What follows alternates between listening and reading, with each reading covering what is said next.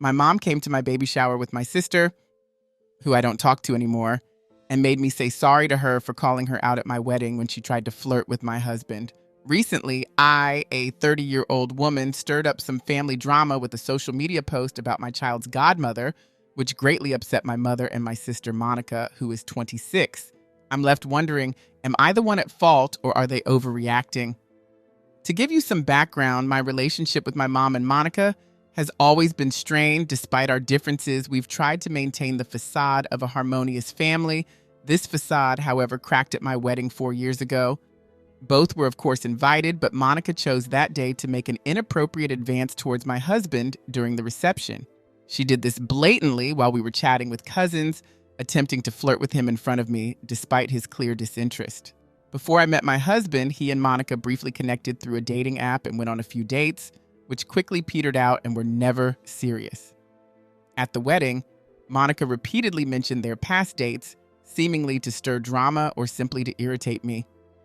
The situation escalated when I saw my husband becoming increasingly uncomfortable along with everyone else present. I confronted Monica, publicly calling her out for her disrespectful behavior, telling her she needed to stop making advances towards my husband as it appeared desperate and pathetic. My confrontation was loud enough for others, not just our cousins, to overhear, leaving Monica visibly embarrassed. Following the incident, Monica demanded an apology from me later that week, which led to a heated argument over the phone, culminating in us not speaking to each other since. Neither of us has suffered from this estrangement. However, my mother has been pushing for reconciliation, insisting that I, being the older and supposedly more mature one, should initiate the apology. This ongoing tension has left me questioning whether my reaction was justified or if I owe them an apology for the sake of family peace. Even though Monica's actions at my wedding were upsetting, she seems to regret them. I've always said that if she truly feels remorseful, she's welcome to apologize first. Only then will I consider the possibility of forgiveness. I find it perfectly reasonable that I haven't reached out first. Recently, this unresolved tension came to a head during my baby shower. My mother, who has been attempting to mend fences between us, showed up unexpectedly and was visibly upset that I hadn't invited Monica, nor asked her to plan the event. Considering Monica runs an event management business, which my mother financially supports due to her own success in business, it might seem natural for her to be involved. However, my past experience with Monica's lackluster planning of my bridal shower left me unimpressed and unwilling to hire her again. Furthermore, given that Monica and I aren't on speaking terms, involving her in such a personal occasion didn't seem appropriate. Despite this, my mother had been pressing me for months to let Monica organize the baby shower, suggesting it could help us reconcile. To ease the pressure, I had non-committally mentioned I'd think about it. However, once it became clear that I intended to plan the event myself without involving Monica, my mother confronted me. She accused me of being overly harsh by ignoring Monica's business and not offering her a chance to redeem herself. I responded candidly, expressing my doubts about Monica's capabilities. This led to my mother threatening to boycott the event unless I handed the reins over to Monica. I secretly hoped she would follow through on her threat. But on the day of the baby, initially I refused to apologize to Monica, but they threatened to stay at my baby shower and create a scene if I didn't. With several coworkers in attendance, I couldn't risk the embarrassment, so I reluctantly apologized. Monica's smug reaction was infuriating, but thankfully, they left shortly after. This confrontation felt like nothing more than a manipulation to undermine my self-esteem, and the incident lingered in my mind for weeks. This episode was the catalyst for the post I made on social media about my daughter's godmother. Since that day, I've also cut communication with my mother, who notably was absent from the childbirth and did not reach out afterwards. It's clear she no longer plays a meaningful role in my life, nor in her granddaughter's. Instead, it has been my stepmom, Nicole, who has consistently supported us. My parents divorced when I was 7, and by the time I was 12, my father remarried Nicole. Though initially more of a friend than a maternal figure, Nicole and I have grown significantly closer, especially after my father's passing 3 years ago.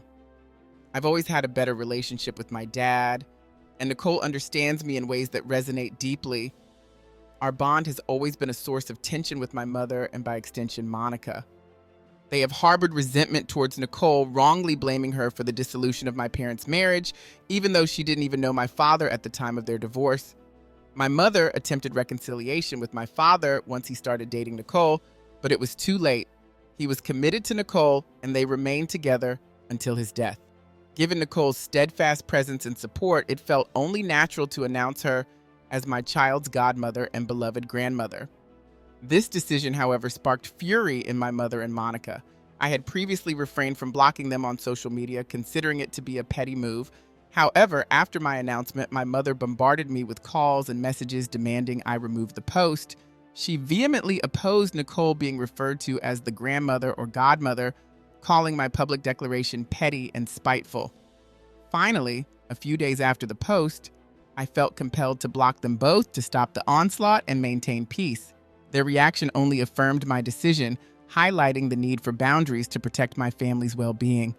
My mother's reaction to the social media post about Nicole was harsh. She accused me of using my child to hurt her feelings and hurled a barrage of derogatory names my way.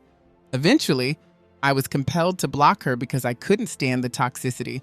However, it's important to note that my appreciation for Nicole isn't born out of spite. She genuinely has been more supportive and involved than my own mother, especially since the baby's arrival, visiting daily to lend a hand. Nicole's interest in my life starkly contrasts with my mother's detachment. While my post might have been partially motivated by spite due to the unresolved issues at the baby shower, my acknowledgement of Nicole as the favored grandmother and godmother was sincere. Yes, making it public was somewhat petty, but after being forced to apologize to Monica and my mother under duress, I felt justified in asserting my feelings openly, even if it was to get back at them. After I blocked my mother, Monica reached out, criticizing my actions as disgusting and claiming that I was disrespecting not just our mother, but also Nicole. She accused me of being narcissistic, caring only about my revenge without regard for anyone else's feelings. This accusation from Monica made me question my actions. Was publicizing my genuine feelings for Nicole to spite my mother a mistake? This internal conflict was further complicated by the history of my parents' divorce. It was a mutual decision driven by constant arguments that were impacting both Monica and me. They explained to us that separation was the best path forward, leading to shared custody. 2 years after my parents' divorce, my mother began hinting at a potential reconciliation with my father. They even tried couples counseling, but it was too late. My father had emotionally moved on, and their relationship ended again. My mother continued to dwell on him, and about a year later, my dad met Nicole through friends. Their connection blossomed into something more, much to my mother's chagrin. She believed she still had a chance with him and viewed Nicole as the reason their reunion never materialized, although I don't see it that way. Recently, I confided in Nicole about the mounting pressures and doubts stemming from the post I made. I've always known that my mother and Monica would disapprove of the post. It was expected. However, Monica's accusation that I was disrespecting Nicole by using her in a bid to upset my mother struck a chord. It made me reconsider my motives, realizing I didn't want to be someone who uses others for personal vendettas. I decided to address this with Nicole last evening after we had put my daughter to sleep. Emotional and burdened by guilt, I explained everything. The post, the backlash from my mother and Monica, and my conflicted feelings. It led to an unexpectedly emotional conversation where I even shed tears, likely heightened by the emotional roller coaster I've been on lately. Nicole was incredibly supportive during our talk.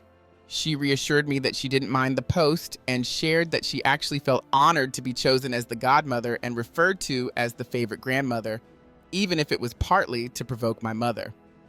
Nicole confessed that she also harbored resentment towards my mother for her past actions, but had chosen to remain silent, not wanting to stir up pettiness or drive a wedge between me and my mother. Nicole's patience and understanding shone through as she recounted how my mother had always treated her poorly, even going so far as to influence Monica into mirroring her disrespectful behavior. This toxic dynamic was especially challenging when my sister and I were children and spent time with our father. Monica would often act out against Nicole, influenced by our mother's animosity.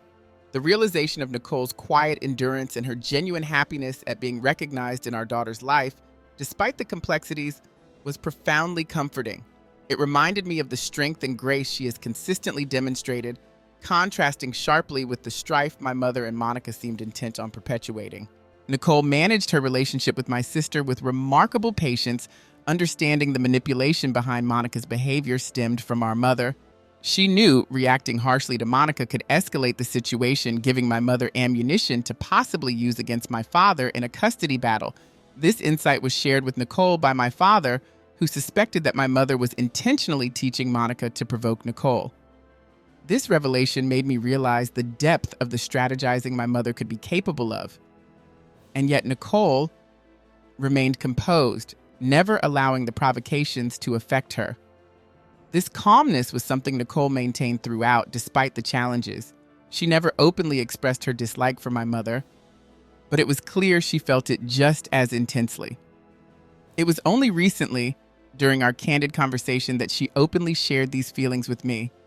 Hearing Nicole speak so honestly was comforting and brought me a new understanding of the situation, that feeling spiteful or petty was a natural human reaction, especially given how poorly my mother and Monica had treated us.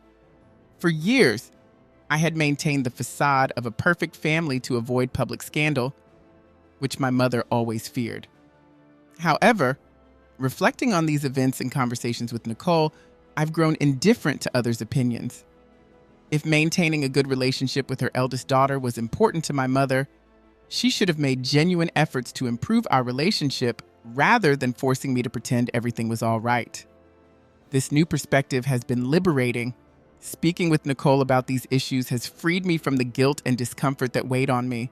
She confirmed that she didn't mind the social media post and shared my disdain for how my mother and Monica have behaved. Knowing this has reassured me that my actions, though driven by a desire to retaliate, were understandable given the circumstances. With Nicole's support, I feel more confident in my decisions. I no longer feel guilty about making the post or the motivations behind it, as Nicole's perspective has validated my feelings. This has brought us even closer, strengthening our bond over shared adversities and mutual support against the unfair manipulations from my mother and Monica. Our conversation underscored a significant shift in my approach to family dynamics. I've decided to stop appeasing others at the expense of my own peace. With Nicole's encouragement, I feel empowered to stand up for myself and assert my feelings without fear of familial judgment. This marks a new chapter in my life, one where I no longer conceal my emotions or tolerate disrespect in the name of family unity. In my original post, I acknowledged that while the act of posting was definitely petty, the sentiments expressed were genuine. As a result of the support and insights from many of you in the comments, I've decided not to let my mother or sister guilt trip me any longer. I've also blocked them on all platforms, confirming that it's not immature to set boundaries when someone consistently disrupts your peace. I've spent too many years prioritizing their feelings and striving to be the daughter they demanded, but I cannot continue that way. My focus now is on being a supportive wife and, most importantly, a dedicated mother. 2 weeks after I blocked my mother and Monica, they responded with a lengthy, emotionally manipulative Facebook post. It's ironic how my mother, who for years insisted on silence to maintain a facade of a perfect family, now allows such public displays of discord. In her post, Monica feigned regret about airing our issues publicly, claiming she was forced to share her disappointment in my actions to defend our mother's supposedly unwavering support over the years. Monica's narrative twisted the truth, painting me as ungrateful and envious. She accused me of being jealous of her entrepreneurial efforts, suggesting that my lack of support was because I resented my mother's financial backing of her rather than me.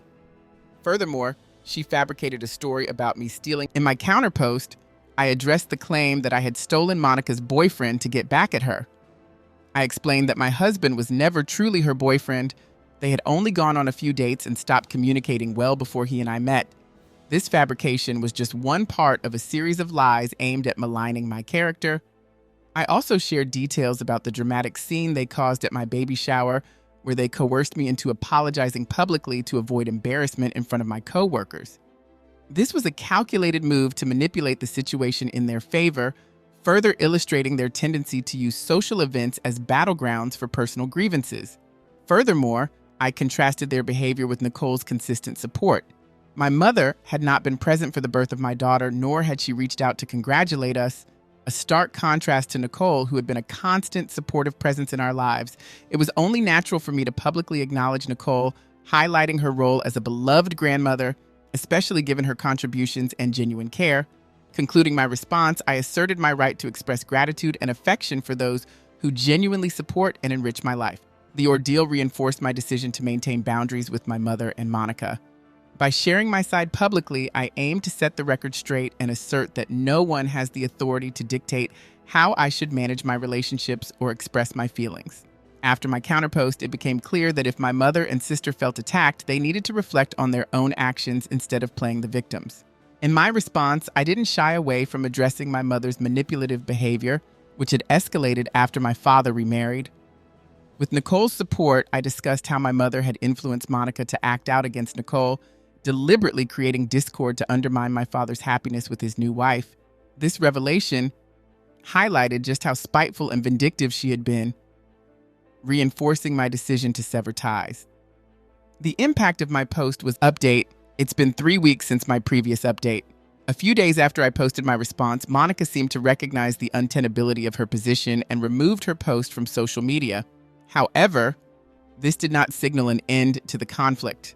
Shortly thereafter, she and my mother appeared at my doorstep, demanding that I also take down my post, claiming the accusations I made were more damaging than theirs. I stood my ground, telling them that my statements were based on truth, unlike their attempt to falsely portray me as the villain to the family. I firmly told them that my post would not be removed and asked them to leave my property. While Monica seemed ready to leave, my mother escalated the situation by beginning to scream at me. I refused to engage with her theatrics and closed the door in her face, only to have her start pounding on it aggressively. Alone at home with my baby and with my husband at work and Nicole ill, I felt genuinely threatened by my mother's unhinged behavior. With no other options, I called the police to have her and Monica escorted off my property. I also filed a report, hoping it would serve as a stern warning to them about overstepping boundaries. Although I was aware that what they did might not result in serious legal consequences, the formal warning issued by the police would at least mark an official acknowledgement of their inappropriate actions. Later, when I recounted the incident to my husband and Nicole, they supported my decision emphatically. They reminded me that my previous silence was often misinterpreted as weakness, and it was crucial to demonstrate that I would no longer tolerate such violations of my space and peace. In the past, I tolerated much from my mother and Monica, mostly out of a sense of respect, and because we still had some semblance of a relationship, however tenuous it was. But now that connection is irrevocably broken, and I no longer feel any obligation to endure their disruptions to my family's peace. Their recent actions not only upset me, but also distress my baby, and that is something I cannot tolerate. Filing charges was a necessary step to convey a clear message to them. Their behavior is unacceptable and serious consequences will follow if it continues. I'm fully prepared to take further legal action, including filing a restraining order to ensure they cannot disturb us again. It may seem drastic, but I am resolute in protecting my family's well-being. As a mother, my priority is to provide a safe, serene, and joyful environment for my daughter. If my mother and Monica threaten that peace, I am committed to taking whatever steps are necessary to prevent their interference. Despite the recent turmoil, life has been overwhelmingly positive. Apart from last week's incident, things are going well, and I'm focused on enjoying this time with my daughter and supporting her growth in a loving and stable home.